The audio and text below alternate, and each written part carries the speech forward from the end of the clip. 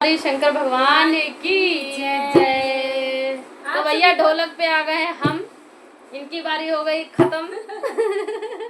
तो चलिए, वैसे हमें ढोलक खास बजानी आती नहीं है, आप लोग बताइएगा कि कैसा लगती है हमें। वैसे मुझे लगता है कि मुझे ढोलक बजानी नहीं आती, इसे भी बस आती नहीं है, टेम्परेरी काम करती है ये भी। बस हमारा भी ऐसे चल रहा है। हाँ, हमारी बहन जी को भी खास कोई ढोलक आती नहीं है, और इनके मुंह पे बोला करो, कोई कहने की बात नहीं है। अगर ये गलत कहती हैं तो वो भी आप बता सकते हो, ऐसा नहीं है, हमें बुरा नहीं लगेगा, हंसते खेलते रहते हैं हम लोग। तो चलो सुनते हैं आज का भजन। आज का भजन जो है बहुत ही बढ़िया धमाकेदार सावन स्पेशल भजन करके है। सही बात। और जो कि एडरेट के मौर्य जी का है भजन, तो उनका हम आज भजन गाने जा रहे हैं।